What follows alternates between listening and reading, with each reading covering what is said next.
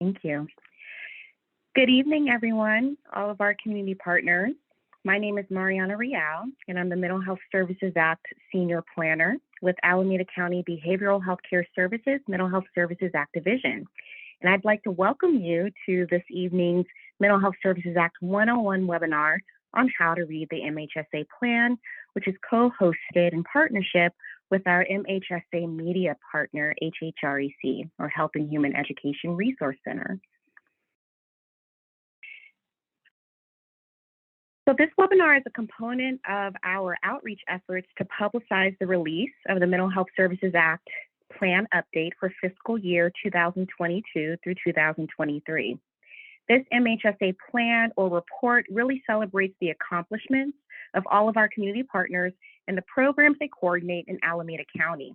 And we'd like this webinar to uncover or provide a high-level overview of the MHSA plan structure, its purpose, its functions and uses to make it easier for you, the public, to use and increase your knowledge of relevant mental health services. So for questions related to specific programs, projects, and the nitty-gritty details, we'll definitely ask you to visit our website, which we will highlight at the conclusion of today's presentation.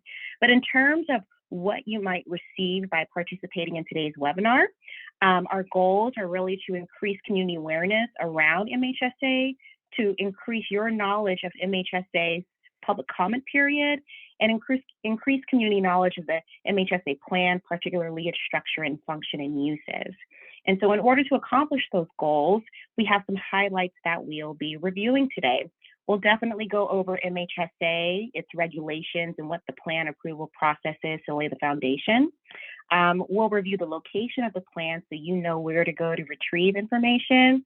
We'll provide a funding overview, some program information that's located in the plan, and then of course, how, when, and where you, the public, can provide feedback on the plan.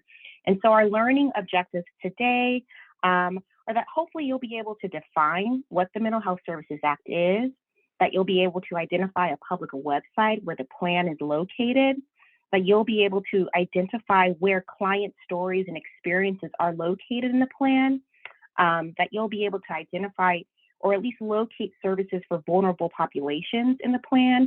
And lastly, that you'll be able to identify at least one avenue or opportunity to provide community input as we develop the plan. And so our structure is identified on this slide. We'll start with an overview, go over the plan sections and content, and then we'll conclude today's webinar with questions and answers, period. But before we begin, we would like to review some basic kind of housekeeping items or community agreements.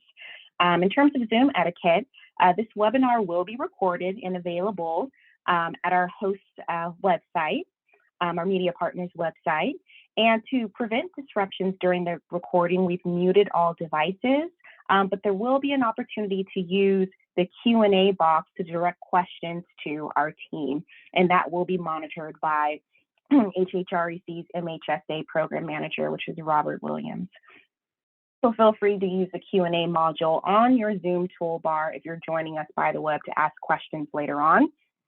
And of course, because we have a variety of people participating in today's webinar using different communication modalities, we might take some time just to pause to help with pacing, especially if people are experiencing any bandwidth issues.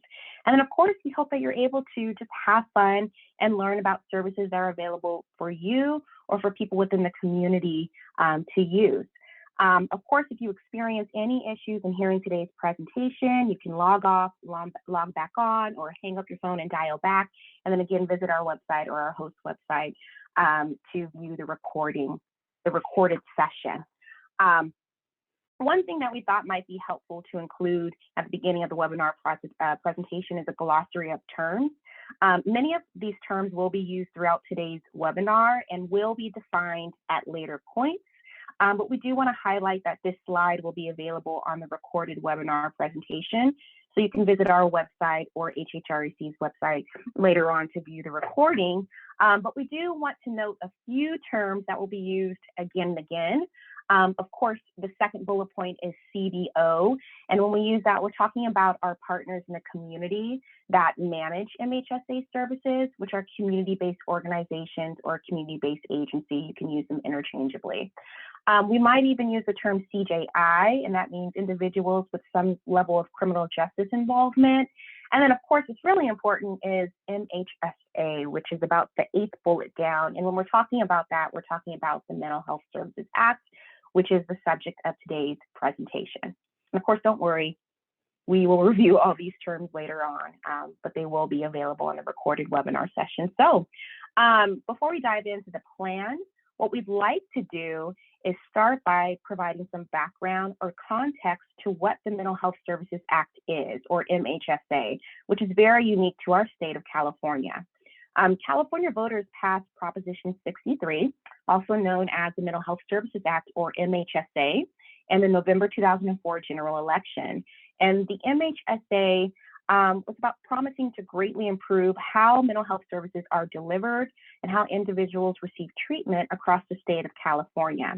And MHSA is able to be funded by taxing very high income individuals at an additional 1% portion of their annual income that exceeds $1 million.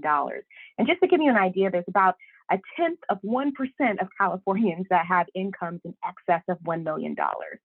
So the MHSA really represents this comprehensive approach to developing community-based mental health services and supports for California residents.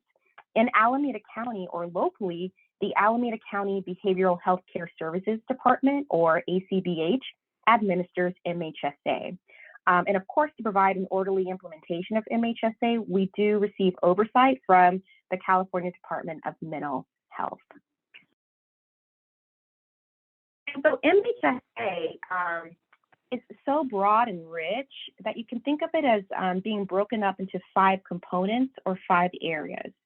Each of these areas contain programs and projects that are highlighted in the MHSA plan. And you'll be learning about each of these 5 components or areas later on, but I do want to at least call them out and name them. The first MHSA component is known as Community Services and Supports, or CSS. And this is where the bulk of our funding locally goes to, about 76% of our funding. The second component or area is known as PEI, and that stands for Prevention and Early Intervention. The third component area is Innovation. The fourth is Workforce, Education, and Training, or WET. And the very last one is Capital, Facilities, and Technological Needs, or CFTN. And so all of these, component areas and their programs are monitored locally by Alameda County Behavioral Health Care Services, Mental Health Services Act Division. And so our division is responsible for coordinating all of the planning activities, maintaining oversights of how money is distributed to fund these programs locally. And our division components are identified in this slide. MHSA not only funds this administrative team, but locally, we provide funding to over 100 county civil service positions, which is about a quarter of our department's workforce. And we also provide funding to support hundreds of community-based organization positions, and not to mention thousands of individuals in our county who receive some sort of treatment or service through MHSA. And so what you'll see on this slide is just more background information about MHSA's goals and visions. And our vision and our goal is to really transform the mental health system and improve the quality of life for people living with mental illness and those who are at risk for mental illness and mental health challenges. And all of our funded activities are tied to these 5 goals that you see in this slide. And those goals are transforming the mental health system, improving the quality of life for consumers. And when we say the word consumers, we're talking about people who utilize or consume mental health services, providing effective treatment, prevention, and early intervention services, providing outreach support services, and ensuring that there's family involvement and family inclusion. And then, of course, increasing access and reducing inequities for unserved populations, underserved populations, and inappropriately served populations. And so we in MHSA are able to accomplish these goals through all of these projects and amazing activities by embodying these core values of community collaboration, of being culturally responsive, of being consumer and family driven, of really promoting wellness, recovery, and resiliency, and ensuring that there's an integrative service experience across the board. But of course, MHSA does have specific eligibility criteria that are outlined in this slide. And it was really written to address the needs of specific populations that you see here. Individuals with serious mental illness or SMI and or severe emotional disorders, individuals who are not being served or who are being underserved by our current mental health system, and services must be in a voluntary setting. So generally, MHSA dollars cannot be used for involuntary services such as persons who are incarcerated in state prison or any other locked facility. However, there was specific legislation that was passed in our state that actually amended this to allow MHSA funds, when nothing else is available, to be used to provide mental health services to people who are participating in a pre-sentencing or post-sentencing diversion program, who are on parole, probation, post-release community supervision, also known as PRCS, or mandatory supervision. And of course, there may be some select exceptions to this rule. So now that you've learned more information about MHSA and we've covered that basic foundation, let's really review what this plan is that we are discussing. And so, as mentioned before, MHSA is highly regulated by the state and codified in California's Welfare and Institutions Code. And like I mentioned before, our county mental health plan, which is Alameda County Behavioral Health, is required by the state to prepare and submit a 3-year MHSA program and expenditure plan. And expenditure just means funding, right? How we plan on using dollars for services. So we're required to prepare and submit a 3-year plan that aligns with our 3-year funding cycle based off of the state's tax seasons. And then we're also required to update that 3-year plan annually. And this is known as the annual update or the update. As a part of this process, we're required to collaborate with constituents, which means voters in Alameda County, and stakeholders, who are people who have a vested interest in mental health services. And these plans have to be approved locally by our elected board of supervisors before they're submitted to the state to be reviewed and approved. So, there's a lengthy process that's involved with developing this 3-year plan and the annual updates to plan or a report. And this process is identified in the slide that you're seeing right now. So you'll see in that very first box that MHSA is required to develop and prepare this 3-year plan and updates. And that there's further requirements around what is located in the plan, what we have to put in there. So as of right now, we're in the final year of our 3-year plan. And so this is the annual update to it that covers what we plan on doing or what we propose doing for the next fiscal year. And for the fiscal year, we go off the state fiscal year, which means what we plan on doing July 1st of this year through June 30th of the next year. Boxes 2 and 3 basically describe how the plan has to be approved locally, that there has to be a 30-day public comment period so that you, the public, can view it and provide comments that we have to respond to, and that there has to be a public hearing at our local mental health advisory board before making its way up to the board of supervisors, which is what that very last box described. So as of right now, where are we in the process? We're actually in that second box where we've drafted this plan. It's available to the public, and we have until the end of the month or 30 days for you to review it before the final editing process begins. And so, yeah, this process can take anywhere from 6 months to a year to complete to make sure that we are doing due diligence. So that's the process for developing the plan. And so the plan is located for the public to view in specific places, actually 2 places locally. The primary place that all of our public postings are located are through our local Alameda County Mental Health Services Act website, which is acmhsa.org. and that stands for Alameda County Mental Health Services Act. The latest plans are located here in a variety of places. If you go there right now, you're going to have a huge pop-up blocker that will direct you directly to where the plan is and an arena to provide feedback. It's also located on the home page. If you somehow bypass that, it's at the bottom of every page on our website. And this red arrow is pointing to our toolbar. You can go to MHSA information, click on plan updates, and that's where you'll see all of our reports. The second website that our plan is hosted is through our departments page, and that's Alameda County Behavioral Health Care Services, or acbhcs.org. You can go to Plan Administration, to Mental Health Services Act, and it will be there in the Document Center. So we highly encourage you to go there so you can see what we're doing locally to provide mental health services. So now that you've learned about MHSA and that there are 5 components, and that there are specific regulations that go into developing this plan, we're actually going to pivot and focus on the MHSA plan and how to use it. You can think of the plan as a report that's grouped into 3 main sections, each section containing chapters, if you will. Section 1 provides a background and an overview, defining Mental Health Services Act, our current themes for the year, basic data around the county, and stakeholder community input that was used to inform services. Section 2 contains the actual need of the plan and why it's so dense and robust. It's our program summaries, and these are broken up by MHSA component areas, again, the bulk of the plan.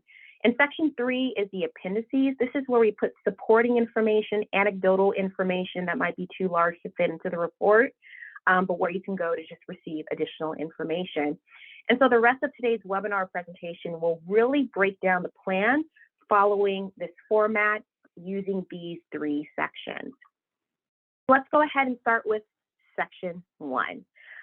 Here's some tips for navigating this very first section of the plan because it provides background information.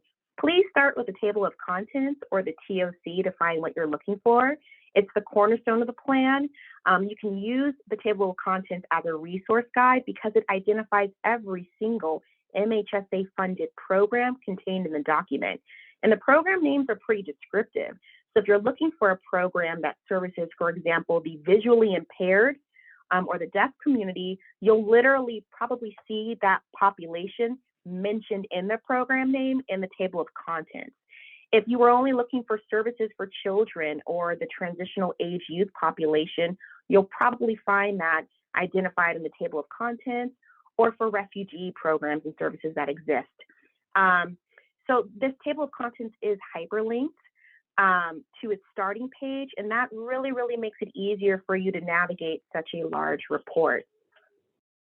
Section 1, in terms of background, also includes our personal favorite, or mine, which is the executive summary. And this is a great area for people who are short on time.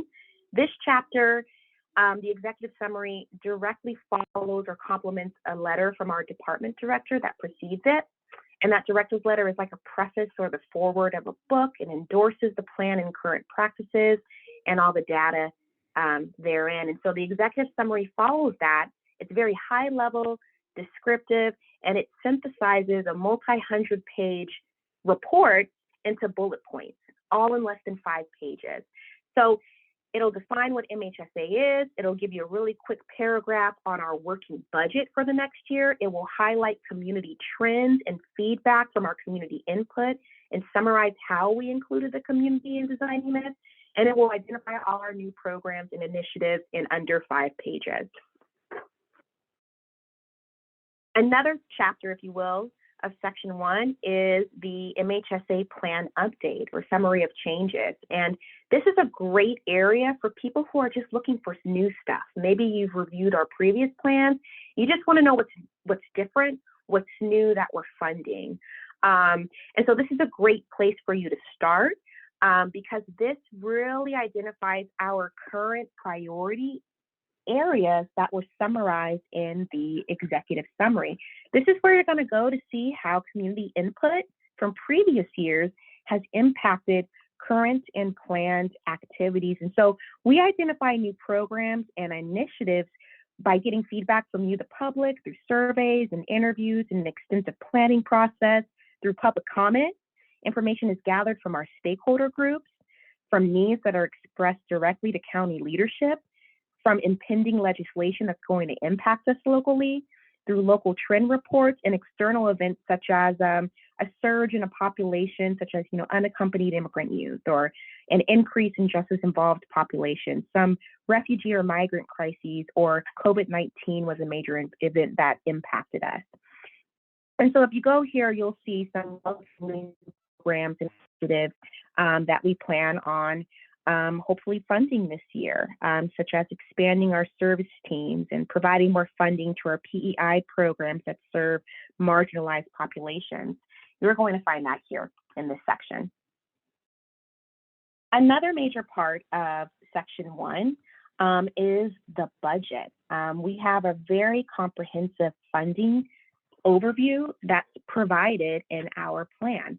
Again, this report is a revenue and expenditure report, which is pretty fancy to the state. And RER is a very specific, standardized way of how we report our financial status and how we plan to allocate or use funds for programs. And so this slide really is a flow chart and helps describe how money comes from the state and makes its way back to you in the community. So if we were to go over this, we get MHSA dollars again from income taxes in California. And then that goes to the state treasury's office. And then they allocate or give money locally to our mental health plan.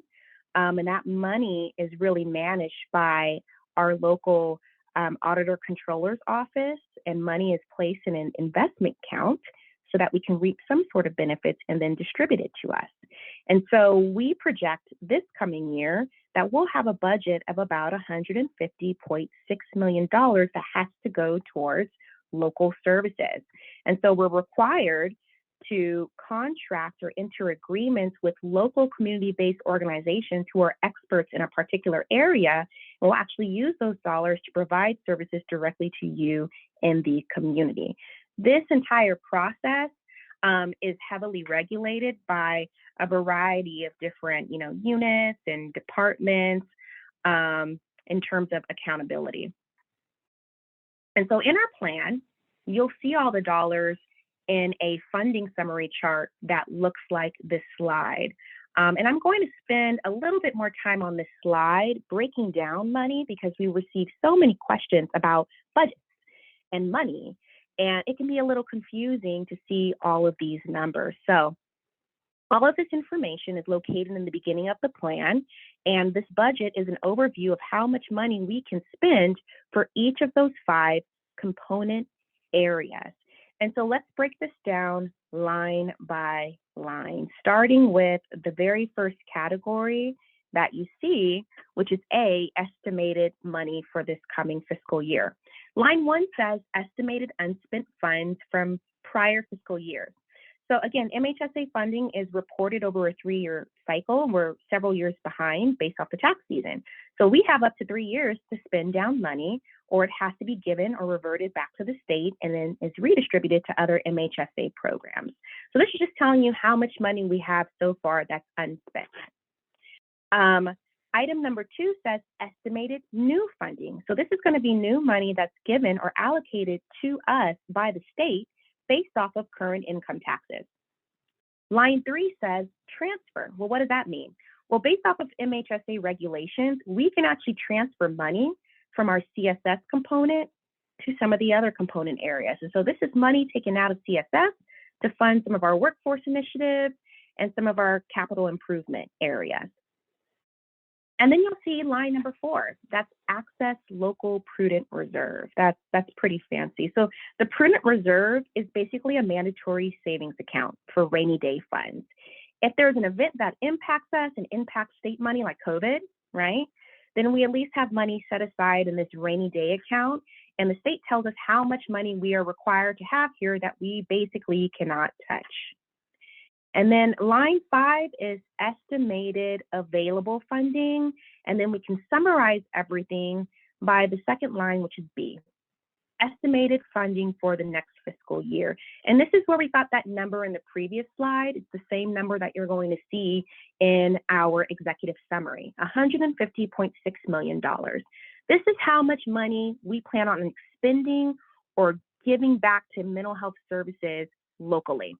And we get that money by basically adding up everything from column A to column E. This is how much money we think we're going to have to provide mental health services. And then the very last line is estimated unspent fund balance. And again, that's just a calculation of all unspent funds. Again, unspent funds doesn't mean that we have all this money to spend on services, because some money is not spent, but it's encumbered. And encumberment basically means money that is set aside for obligated or planned services, such as maybe a contract that we have that's relatively new. We haven't spent any money or given money to the community partner, but we're obligated because this money is already promised through the contract. So hopefully, walking you through this funding summary will shed more light when you review the funding budget in the plan. Okay. Another part of section 1 is called the Alameda County Profile. I love this section as well. This provides an overview of the county and current mental health needs. Oftentimes, program needs are determined through data, basically local trends that we're seeing. And this section provides an overview of information that helps us determine how to prioritize services in such a very diverse county. In this chapter, you'll see some demographic information about Alameda County residents. Like, for example, you might learn that based off the latest census, Alameda County is the 7th most populous county in California, and that Dublin is our fastest growing city, and that the number of children in Alameda County is decreasing, and that we've received the 3rd highest influx of foreign-born residents. So we look at all that data, and then we have to make sure that translates to services, meaning we ought to ensure, it sounds like, that our programs are expanding to South County, that we have a presence there, and that our stakeholders reflect the diversity of our area through threshold languages and services. In this section, you'll also learn more about the burden of poverty. So, how many people in our county rent versus own homes? How many people are on food assistance programs? There will be some physical information, physical health indicators, like what's the environment like in Alameda County? How many people are disabled? What are our crime levels? There's environmental health information because environmental issues impact us locally. There's also information about our healthcare utilization rates. What are the mental health needs, and then what services is this population utilizing?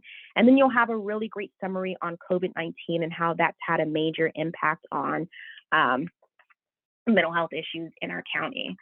So this is a great chapter. If you are into data, trends, you want to learn more about the county, you're a grant writer, or you are researching and doing a school report.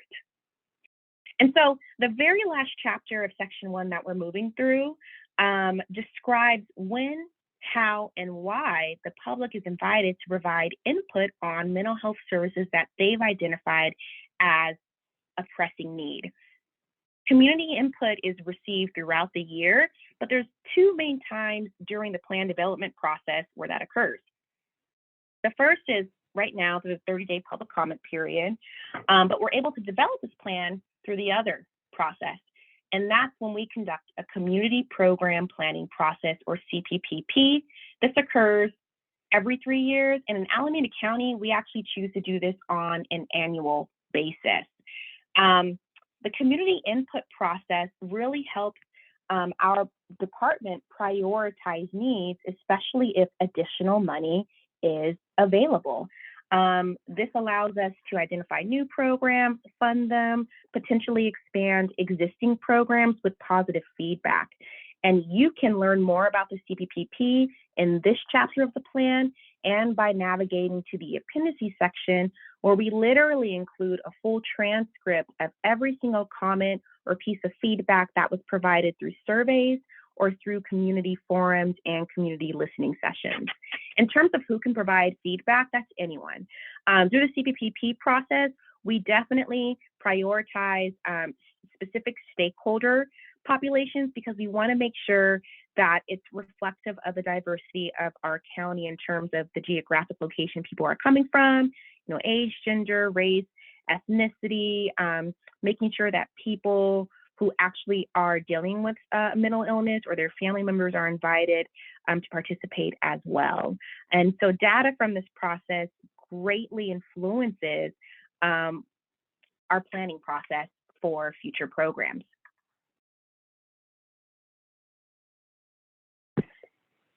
And so that's the end of section 1 of the plan that lays the foundation for everything else. Again, with section 1, you're going to learn more about the budget. There's an executive summary that summarizes the entire plan. And then, of course, there's different areas where you'll get data and trends from our community stakeholders. And so we're going to move on to section 2 of the MHSA plan, which comprises the majority of the entire document. Section 2, in terms of tips, is where you learn about current and planned MHSA services provided through our extensive network of community-based partners. Programs are identified under their MHSA component area or chapter, and all programs include a summary report with a standard report layout. Oftentimes we hear that no one is aware of MHSA as if it's a program, but you're going to learn that many familiar agencies that you're aware of locally receive MHSA dollars. And so you definitely want to use this part of the plan to review programs, use them as a resource guide to find one for you, a colleague, or a friend, and just get familiar with what's provided locally. And so all of our program summaries, for the most part, have the same standardized report layout. I want to take some time to review the format so you're familiar with how program summaries are laid out. These reports are provided by our service providers, and the data displayed in each report is what the state requires us to demonstrate. This data is largely qualitative, which means word-based data, with some quantitative or quantity or numeric details. Page 1 of the MHSA component area will always tell you more about it. So what is innovation, or what is CSS, Community Services and Supports? There's always large pieces of data to give you an idea of what's happening in that component area, followed by a client story, a success story, or what we call a vignette. After that introduction, you'll find each of the programs or projects that are funded by that component area. And those program summaries always start with a identifying number that aligns with where they're located on our budget, the name of the organization that administers the program, the name of the actual program or project that they've received MHSA dollars for, how much money they've received, and then the number of children, adults, and seniors that they're serving, and then other pieces of data. In our reports, we use a framework that's called results-based accountability, or RBA. It provides performance metrics, and we use the 3 questions that you see on the side of the slide. And it's very simple. How much did we do? So how many people were served by this program? How well did they do it? So outcome data. And then is anyone better off? That's what we're looking for in terms of determining how well a program is operating. And so in the second section, the very first MHSA component that's covered is Community Services and Supports, or CSS. CSS is the largest of all 5 MHSA components in terms of how much money they receive. And CSS is all about reducing disparities, homelessness, involvement with the justice and child welfare system, and hospitalization and frequency emergency medical care visits. Funding for CSS is directed towards providing services to adults and older adults with serious mental illness, and children and youth with serious emotional disturbances who meet specific criteria. CSS is broken into 3 different service categories, which have specific models.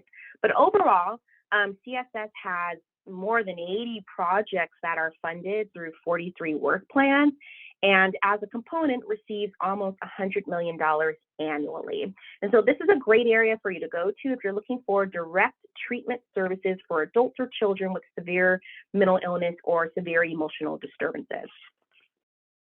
The second component area in section 2 is PEI, or Prevention and Early Intervention. And PEI is all about serving underserved communities before the onset of mental illness, prevention or intervening very early on. And it does that by providing outreach to families and providers, having anti-stigma campaigns to reduce barriers, and making sure that there's early linkages to early medical care. And so PEI is a great place to go if you're looking for services that intervene very, very early on. And because this is early intervention, it's no surprise that a huge proportion of PEI programs serve children and the transitional age youth population. So you'll find school-based services here, outreach campaigns, grief groups, services for youth, teenagers, college-aged individuals. A lot of our underserved ethnic and language programs are here, marginalized cultural groups. So we have programs for the Afghani population, for the Latinx population, African American, African, LGBTQIA, you name it. So this is a great place to go for that. Overall, PEI has more than 40 projects under 24 work plans. And it is about $16 to $17 million out of our budget. The third MHSA component area is innovation. And innovation is a really, really fun area. It's where a lot of flexibility is in terms of coming up with new ideas. Innovation is aiming to increase access to underserved groups. Programs have to increase the quality of services and increase access to services. And basically, these are time-limited programs that are things that we've never done before in Alameda County, or maybe have not been done for specific populations. So again, something that's innovative. So you want to come to this area if you're looking for fun new projects, or what's new in the mental health field, what's something unique that we're doing locally. And this is a great place to go if you yourself have an innovative idea, something that you think would solve or improve the mental health system. You can actually submit your ideas to innovation, and that's how we get these ideas. Again, these are time-limited programs, and currently we have 3 that are being funded. We have our mental health technology apps. We have our community assessment treatment teams, which are mobile crisis teams that partner with law enforcement when there's a serious issue in the community. And then we have a land trust. And currently we have about a few new ideas that are in development that we're looking for your feedback on. And so if you want to review our current innovative projects or current proposals to the community, you can visit our website and head on to the innovation tab. You're going to see this huge yellow box that says provide input on new innovative projects. And right now we have a few new projects that are specifically targeting peers of mental health illnesses and the criminal justice involved individuals with severe mental illness. And you can go to Innovations to read more about them and basically vote or submit your feedback on these current projects. You can also go to our appendices in the plan, and we have a full draft of all of these proposals there for you to view. Our fourth MHSA component area is workforce education and training. WET is all about funding programs designed to enhance our mental health workforce, making sure that we're training more people that address the shortage of qualified people who provide mental health services. And we want to make sure that we are creating a workforce pipeline with people who are reflective of the diverse communities that we are serving. And so WET has more than 5 different funded strategies costing around $3.5 million annually. Money is transferred from our CSS account per state regulations. And so some of the things WET does is provide training, technical assistance. There's a college pathways program, internships. They provide financial incentives. Right now they have a loan repayment program for mental health providers since it's so expensive in Alameda County, and a lot of our providers have these licensures and might be coming into entry-level positions. So you want to visit this WET area if you're looking for human resource projects, or what are we doing to address the need for a more diverse workforce? Because without our workforce, you can't really provide the robust services that we want. The very last MHSA component area in Section 2 of the plan is capital facilities and technological needs, or CFTN. And CFTN finances like capital and infrastructure projects to support how we implement our programs. We're allowed to use funding to improve or replace technological systems and to fund other like building projects. So CFTN is a great area if you're looking for new building projects or what we're doing to address some of the technological barriers that exist in terms of improving how care is provided to other individuals. Again, CFTN funding is transferred from CSS, and we have more than 6 different ongoing projects that receive a chunk from this area. And so the very last part of section 2 of the plan, this huge meaty section, is our Performance Management Initiative, or PMI. Accountability is really important to us, and this section summarizes our data-driven actions. Performance management is a process to ensure that our activities meet goals in an efficient and effective manner. And so this section focuses on the performance management initiatives of specific Alameda County units that support MHSA administration. You know, other people that support MHSA that you might not hear about. It's basically our quality assurance and quality improvement efforts. So you'll come to this area to learn more about results-based accountability, why we have data displayed in certain ways. You'll come to this area if you want to learn more about recent evaluations that we've done on some of our MHSA programs. If you want to learn about other initiatives that we have going on that will impact MHSA and how it's implemented. If you want to learn more about our Trauma-Informed Systems Initiative, if you want to learn more about contract compliance, the bulk of our services are provided through CBOs. So contract compliance and accountability is really important. You'll learn how we conduct contract compliance, and you'll also see recent results from state audits. From a state perspective, how is your local Mental Health Services Act program doing? And you'll find that here.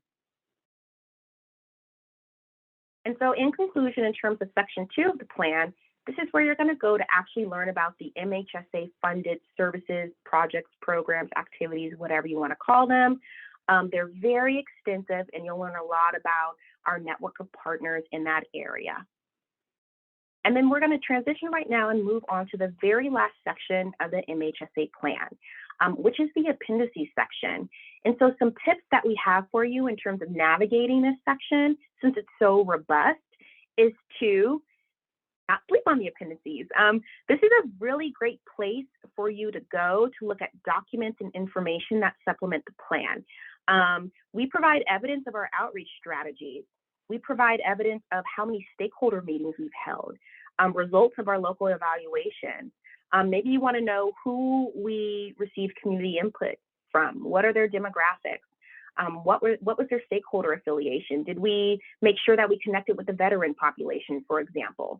And you can actually read information about all of our listening sessions, how they were conducted, and every single piece of feedback that was provided by participants. It is de-identified, so you'll see the subject and the content, but not their names. The appendices is also a great place to go to see all of the results from the 30-day public comment period.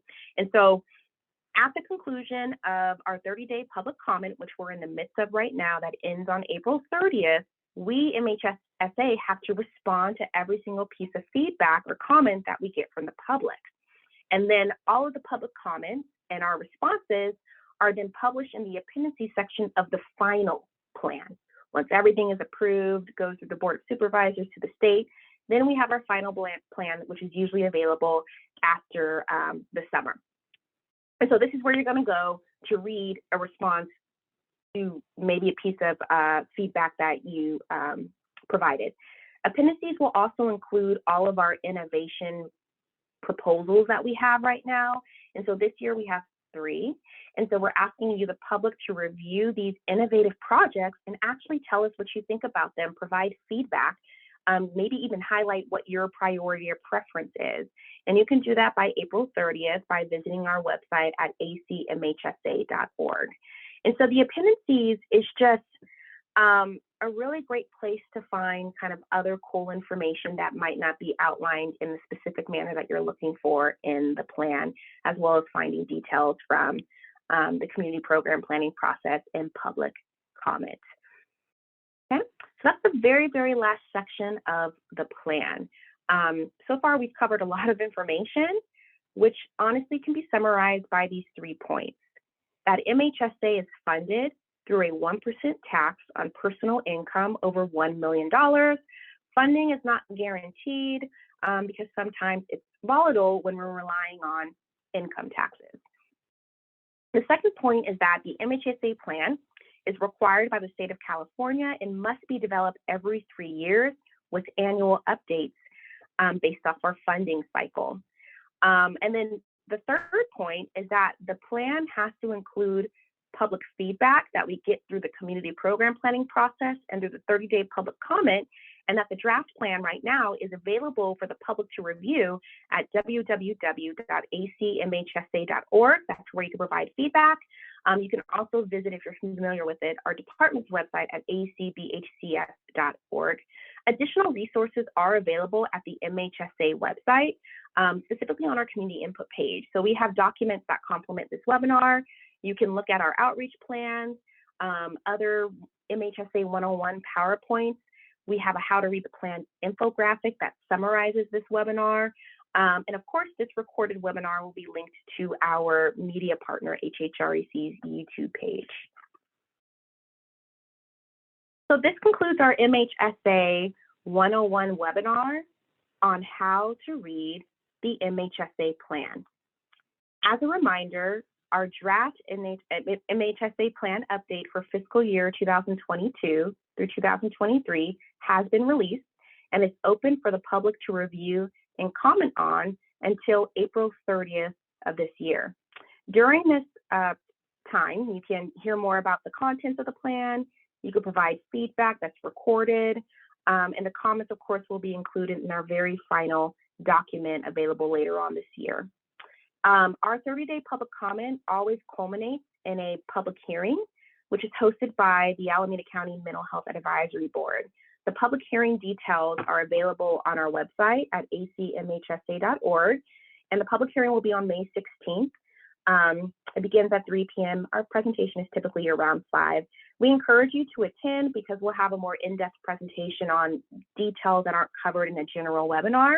And then, of course, you can ask public questions or comments that are recorded as well. Again, additional resources exist on our website at acmhsa.org, specifically on our community input page. And so again, this concludes the webinar portion of our MHSA 101 series for how to read the plan. We are going to use the rest of our time together to facilitate questions and answers. So I'm going to turn it over to Robert Williams, who is the MHSA program manager with our host media partner, HHREC. Robert, are you there? Yes, I am. Thank you so much, Mariana, for all of the amazing work that MHSA has done over the past few years. And we do have one question so far in our Q&A.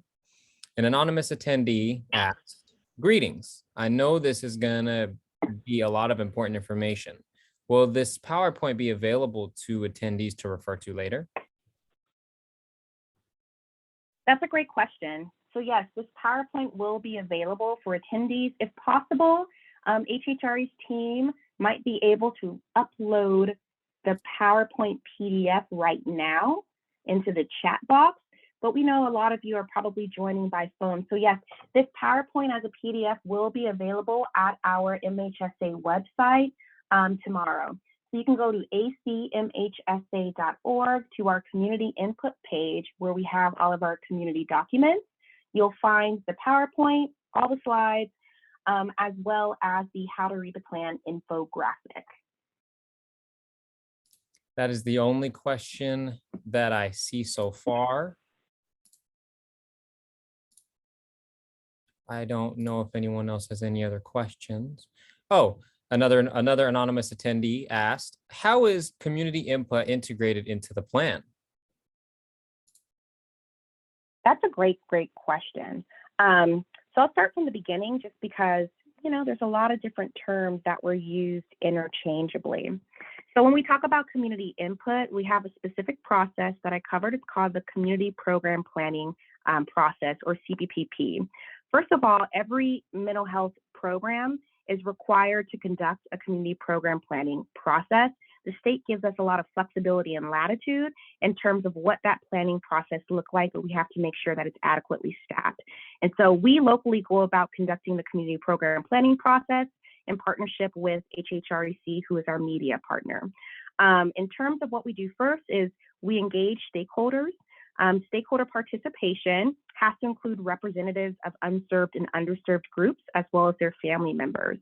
The stakeholders are required to reflect the diversity of the demographics of the county in terms of where people live, age, gender, race, and ethnicity.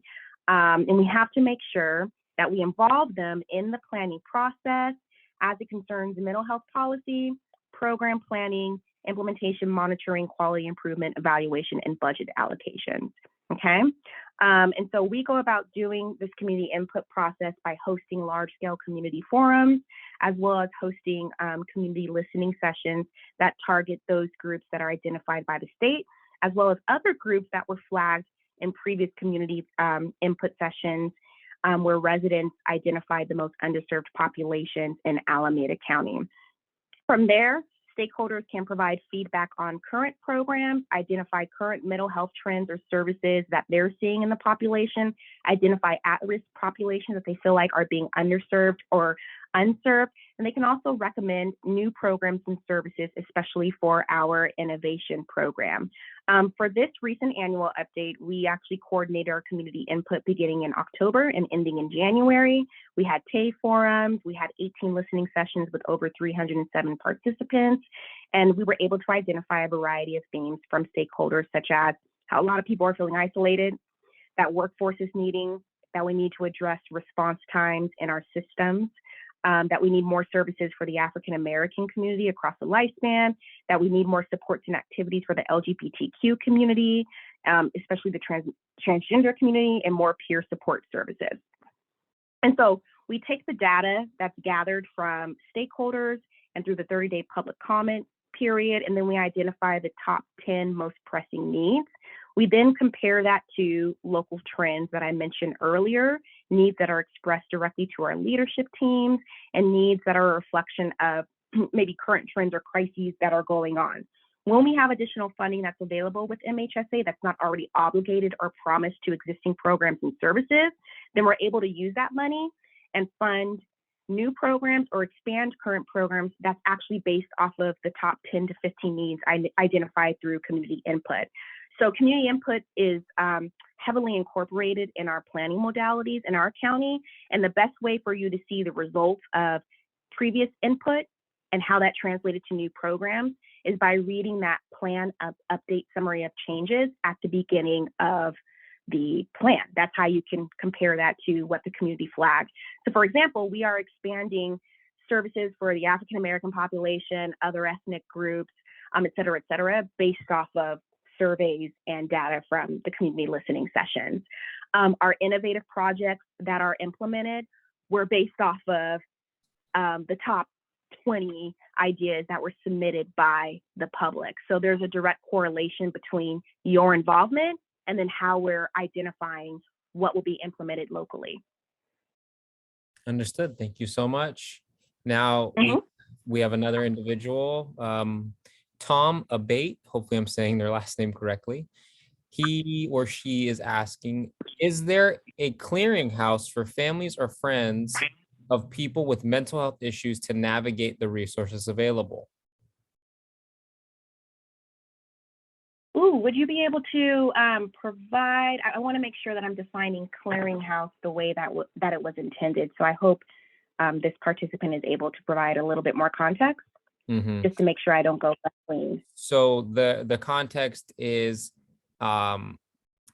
it's easy to see how people get help if they enter through the system, law enforcement, schools, nonprofits, etc. But is there a case manager or a recommending gateway for the family/friend people who would be early interveners? Yeah, so we do have, in terms of one single gateway or clearinghouse, yes, we actually do have something that's available like that in this county. The one that I'm thinking about right now is FERC. And so that's a great resource that can help family members and other consumers kind of navigate resources that are available locally. FERC stands for the Family Education and Resource Center, and they're one of our MHSA funded partners. Awesome. They provide they provide information, right. education, kind of advocacy support services for the family and the caregiver. Not to mention that we actually do have a host of county kind of work groups and task forces that exist as well to kind of mitigate some of these barriers and communication issues that do exist. But yes. Thank you so much. And the next question is, well, it's a comment and a question. Thank you, Mariana and the ACBH team for the helpful info and tips. When and where, or when or where, can we find information on the MAA budget for the coming fiscal year? Ooh, okay. So in terms of the coming fiscal year, and that's a great question. In terms of the budget for the current fiscal year, it is located in our draft plan that's available online. It's in the very first section of the plan, and it's called Funding Summary. The funding summary has about 5 or 6 pages because, again, we group funding based off of the components because we have regulations around how money is spent down.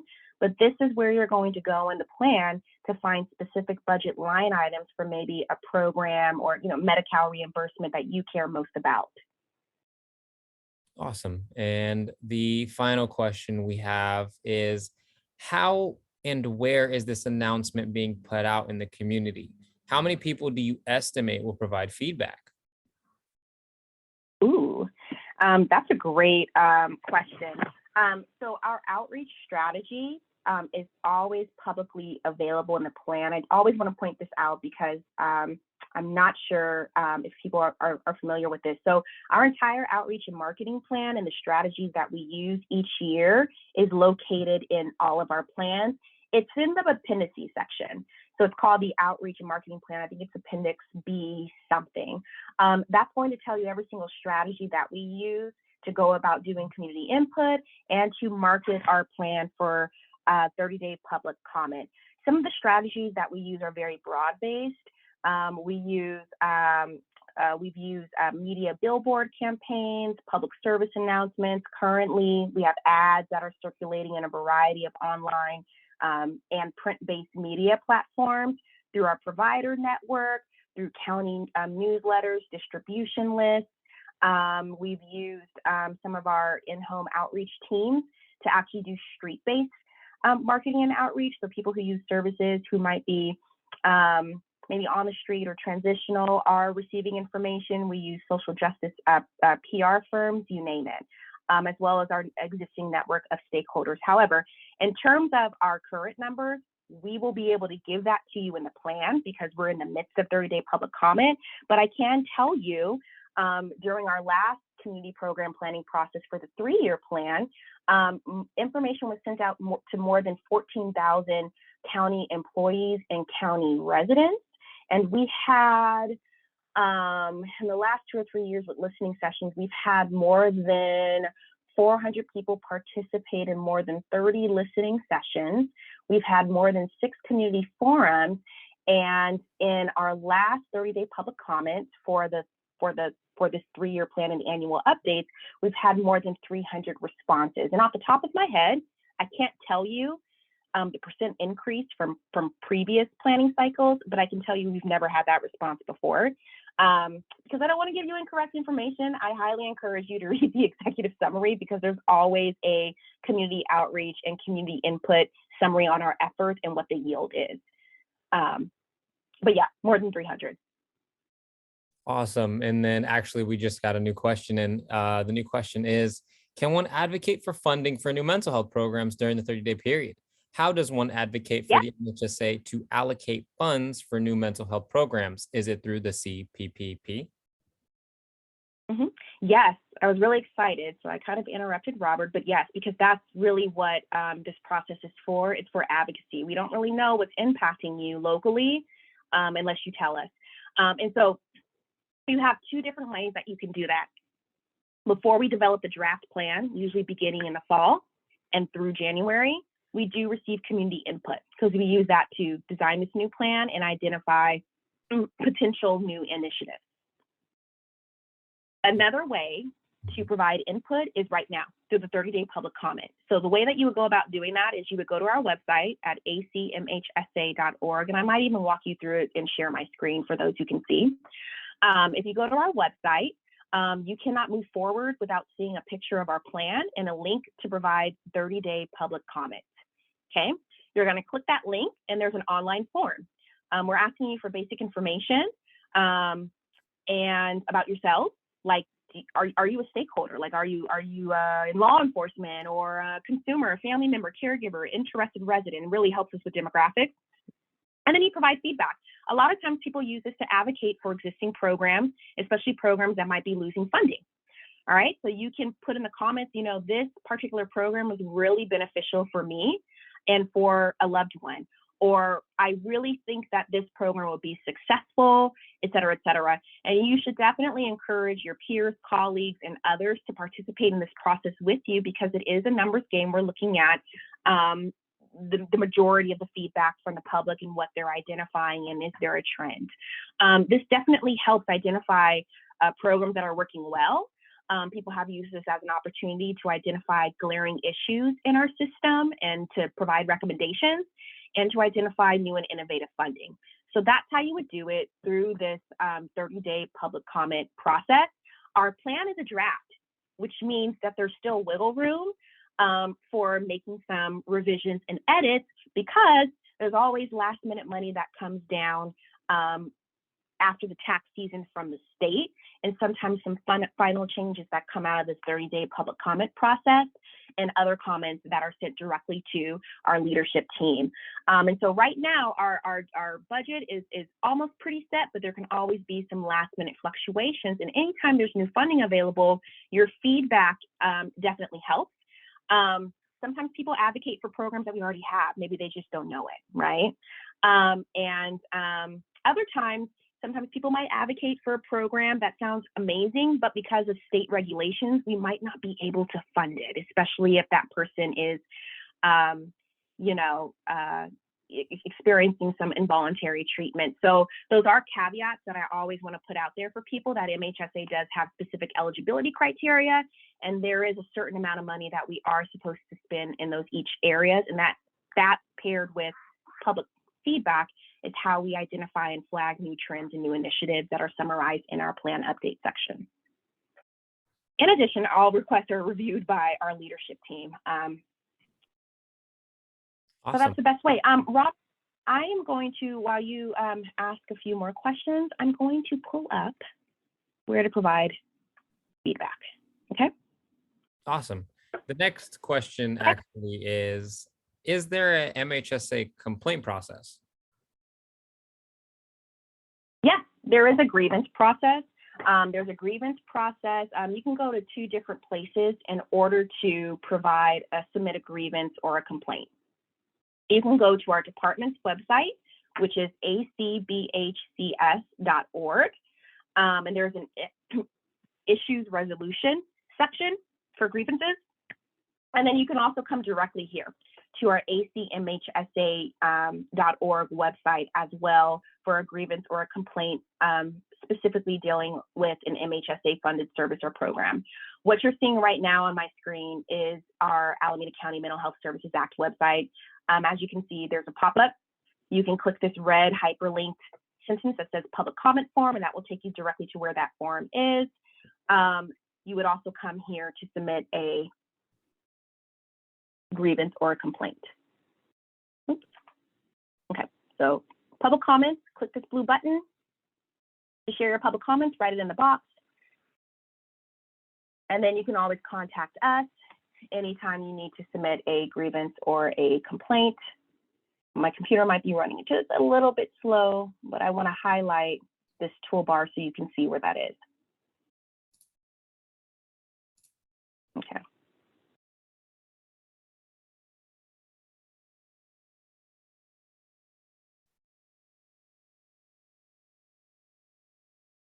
Okay. This is where you can go. All right. Any other questions? So, Nope, that's all I have for right now. okay, great. There you go. MHSA info, issue resolution process. Here's the information. Here's the phone number. And then here's a link for additional information and forms for the consumer grievance process. Okay. And this also exists at our Alameda County Behavioral Healthcare Services Department website. You'll see the logo right here at the bottom of our page. And you can just click that, but this might be easier. Awesome. Well, thank you so much to our attendees for attending, and I will hand it over to Mariana.